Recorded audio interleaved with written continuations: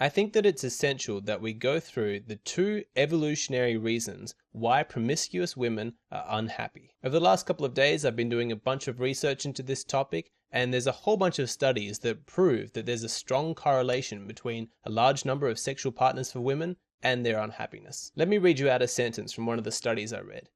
The 5% most promiscuous respondents of both sexes are less likely to report being very happy and more likely to say they are not too happy. This pattern holds for women when looking at the top 1 percentile of promiscuity, but not men. In other words, the more a woman sleeps around, the less happy she is, but the same doesn't necessarily hold true for men. But for most of us, we don't really need the science or any data to tell us that. It's intuitive. You've got anecdotal evidence from your real life that supports this. You see women who sleep around a lot and they're demonstrably unhappy. In this video, we're going to talk about why that is. But first of all, I just want to acknowledge that I have reopened the comments section. The response to that has been really positive, so thank you everyone for your support. Turning off the comment section for me was a really good decision because it gave me a couple of months break where I could do a lot of research, a lot of study, gain clarity over my thoughts. But I'm feeling good now and I'm excited to re-engage with my audience. To celebrate reopening the comment section, I want to introduce a new element to the videos. There's just a friendly competition that's hopefully going to foster some intelligent discussion. So if your comment to one of my videos receives a heart, then you're going to be in the running to get 100% off a purchase at Man-Made Media, which is this channel's sponsor. These are the videos that take scientific studies and give you an animated breakdown of them. They're only $5, they're not expensive, but just for fun, I'm going to give away one of these videos completely for free. So make a comment, see if your comment gets a heart from me. If it does, check back at the end of the next video where the winner's going to be announced. And even though this competition wasn't running for the last video, I'm just really excited. I want to get started, so stay tuned for the end. I've already got one winner ready to announce. All right, let's return to the topic at hand. Promiscuous women are unhappy. Now, when you hear that, there are 3 different responses that you can give. Your first choice is just to deny it, to just look at the data and the research and say, no, I don't personally believe it, and to ignore all the anecdotal evidence from your personal life. You can just bury your head in the sand and say, I don't believe that there's any correlation between women sleeping around and them being unhappy or depressed. Your second choice is to admit that there is a correlation between women who have a large number of sexual partners and being unhappy, but to say that the reason for that is because of social stigma and environmental pressures. You might make the case that if we didn't have so much shame and preoccupation with sex being something dirty and sinful, then this issue wouldn't arise, that potentially society is just prejudiced against women, that society is patriarchal and sexist, and that we have this unfair double standard. Or you could choose the third option, which is to look at the unhappiness faced by promiscuous women and state that there is a biological and evolutionary reason for that. You argue against this idea that we are just blank slates and that all the unhappiness is due to social pressures from our modern environment. You actually look at the way that human beings have evolved and say, no, there's a very discernible and obvious reason why women who have a large number of partners are unhappy. For me personally, I choose a little bit of option 2 and a little bit of option 3. I think that it's obvious that there are some environmental factors, particularly around our hang-ups around sex.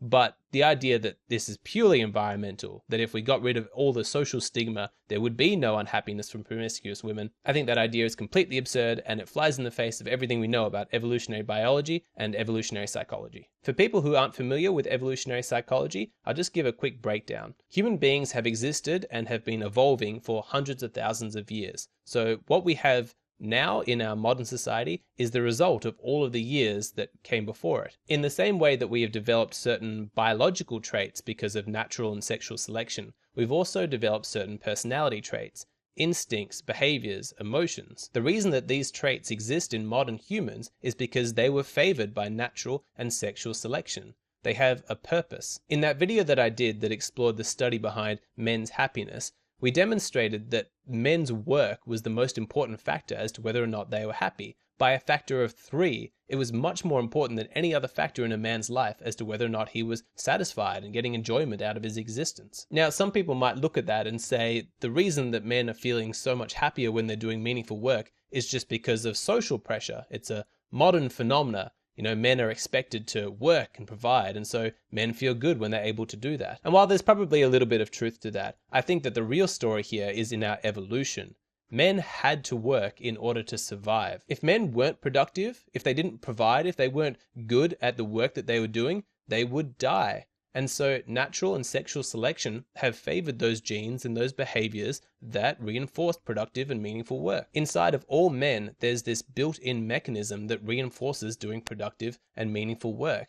That's when the pleasure chemicals are released. It's your reward. You feel happy because you've done productive work. And nobody understood this better than Ayn Rand and her protege Nathaniel Branden. So if you want to find out more about that, definitely check out their works. Now, in the same way that men have a built-in mechanism that makes them feel good about themselves, that makes them feel happy and rewarded when they're engaging in meaningful and productive work, my argument is that women have a similar mechanism inside themselves that creates unhappiness when they're being promiscuous. This runs completely independent to any modern environmental pressures. So even if you were able to get away from all of the social shame and all of the stigma around sex, my argument is that women would still be unhappy if they were promiscuous. What I'm going to do now is give you the 2 reasons from an evolutionary point of view why this is.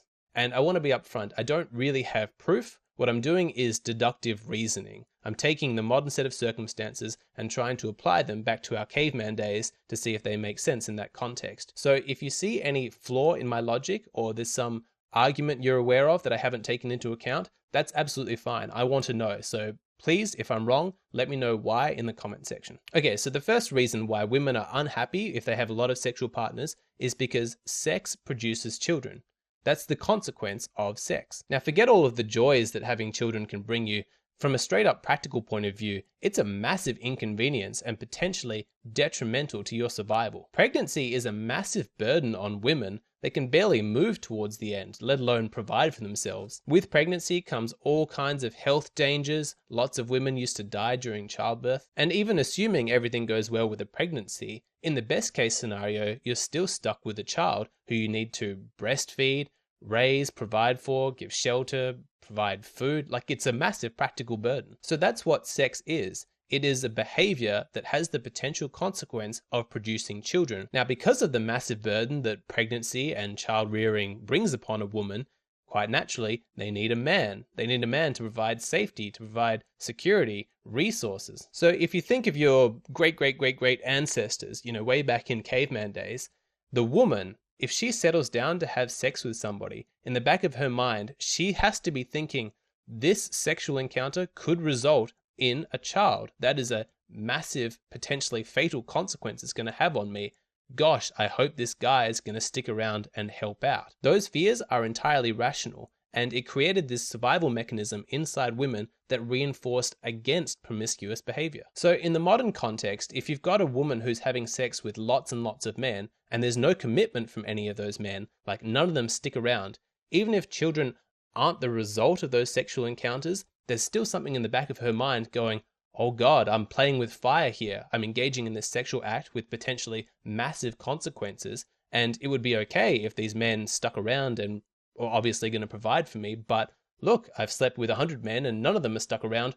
Oh God, I'm in danger. And aside from the practical dangers that it brings, it's also worth talking about the fact that it's indicative of just bad judgment. Back in the day, women wouldn't sleep with a man unless they were certain he was a good guy who was going to stick around and provide for her and her offspring.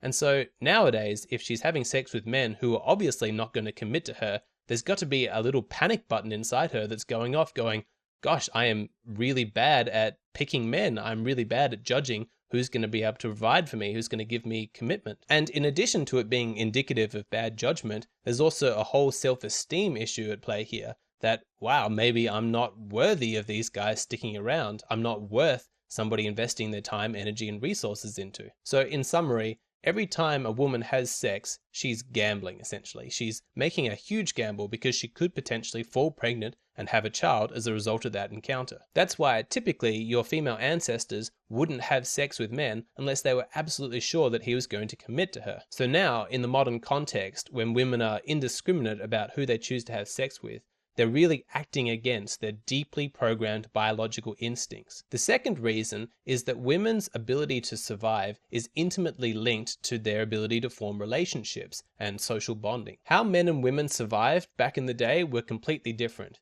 Men were off raiding enemy tribes and stealing their resources, or hunting mammoths or whatever it may have been. but that wasn't the case for women. The factors that most affected a woman's ability to survive were her social skills, whether it's hanging out with the other women, picking berries, raising each other's children, or it could be with their male partner, having a relationship, having sex, having children, and convincing that man to invest his time, energy, and resources into her. So based on these thousands and thousands of years of evolution, we can judge whether or not a woman is successful based on how successful her social relationships are. There's that mechanism inside her brain that when she's got close friends and a successful relationship with a man, she's going to think, I'm good, I'm safe, I'm taken care of. My survival is not in doubt because look how good I am at socializing. We're all aware of this on an anecdotal level because if you come across a woman who has no female friends and no male partner, she's not happy. A woman with no friends senses at a deep level inside herself that she's failing and she's putting her survival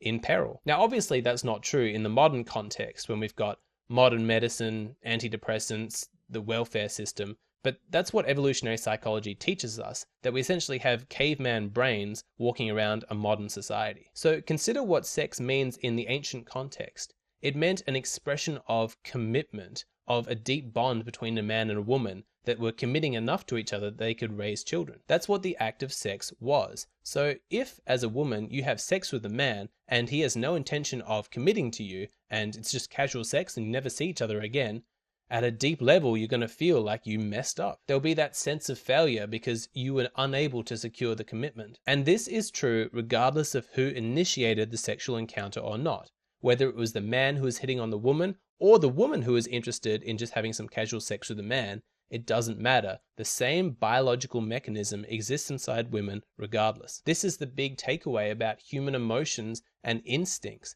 They were put there not because they were rational, but because they helped you survive. We have reward mechanisms inside us that cause us to respond with extreme pleasure whenever we eat sugar, because way back when, sugar was hard to come by, and so when you came across ripe fruit or whatever it may have been, the correct thing to do from a survival point of view was to gorge yourself. Now take that same instinct and put it in the modern context when sugar is available on every single supermarket aisle at an unprecedented level to the point where people are fat and obese and eating themselves to death. Obviously that's not good, but that's what I'm talking about. Your survival instincts from evolutionary psychology are not rational. They're leftover relics from a bygone era. Now, in the modern context, we've got female empowerment, we've got birth control, and a whole bunch of other rational reasons why women should be able to engage in casual sex consequence-free.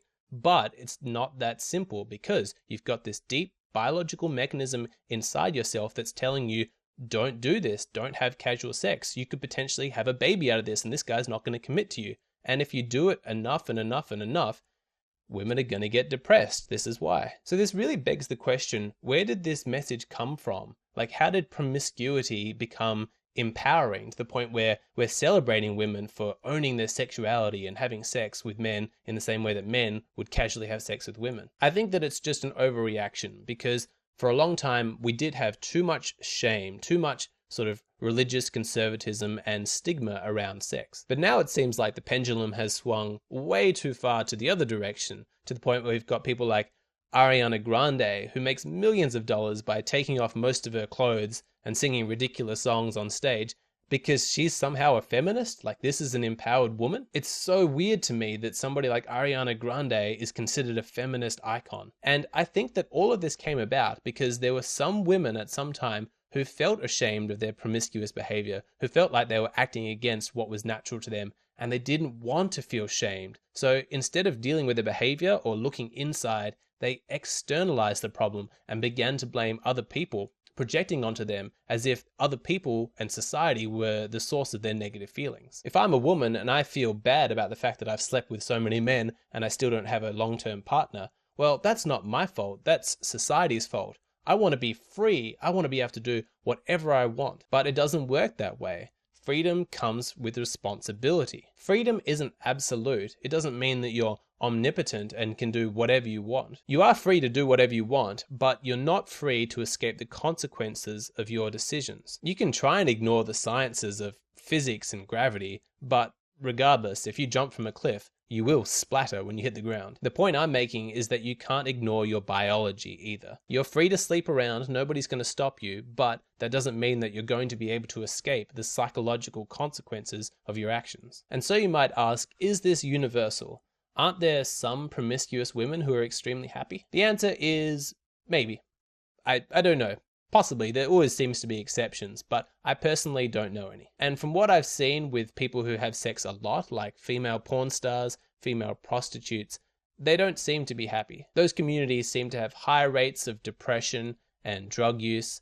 And of course, it's a chicken and egg scenario. You don't really know what happened first, whether they were unhappy, which made them promiscuous, or vice versa. But my point is that they don't seem to be happy. And if they're needing to do a lot of drugs in order to numb themselves, then I don't think they're in touch with their biology or their psychology. They're not really feeling what's going on inside of themselves. So they might say like, oh yeah, I'm happy, I'm doing all this, I'm empowered, la la la la la.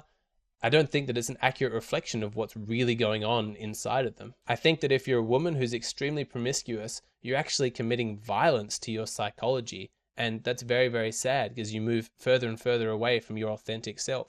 What you need to do is stop and get in touch with those real feelings. And so, in conclusion, from all of the research that I did, it actually seems like the couples that are happiest are those that got married when they were both virgins. Those are the marriages that are most likely to succeed, and that kind of makes sense. It's in line with what evolutionary psychology tells us. Having said that, I don't really want to live in a society where we're just absolute slaves to our biology. Human beings may have adapted to the caveman era, but we're not living in that era anymore. We're living in the modern era. So despite whatever our biological programming is telling us to do, we need to adapt to modern society and as things change. But as we do that, we need to consult what our deep biological programming is telling us to do. We need to understand that we don't come into this world as a blank slate. You're a human being, and who you are today, everything inside you, is the result of all the people who existed before you, with all of the natural and sexual selection that took place. You ignore your deep biological instincts at your own peril. And to just flat out deny that there's any evolutionary pressures that are affecting the way you behave, that's just irresponsible. So, that's the summary. Women are free to sleep around, but they're not free to escape the psychological consequences of that choice. Alright, the time has come. Let's read out the winner of the comment competition. It is BTDT Pro. To start off, I'll just remind everybody, this means that this person has won 100% off their order at Man-Made Media. If you are BTDT Pro, send me an email, and then I'll send you that discount so that your order is completely free. Now, if you didn't win, don't stress. The videos are only $5. They're absolutely fantastic. They take you through the results of a scientific study using simple animations. The latest video is on booty calls, and it shows how men and women look for different characteristics in a partner when considering a booty call, and demonstrably proves that men and women are different when it comes to casual sex. So if you want to see that video, just click on the link in the description box below. You can go and order it right now, start watching, or leave a comment below and try your luck for the next video to see if you can win the comment competition. Alright, let's get to reading the comment. It was the first and last sentences that I really liked in this. Okay, so the first sentence is, if a man sees a woman with many sexual partners as less favorable, then he pursues sex with her without intending to marry her, is he intentionally harming her by his own standards?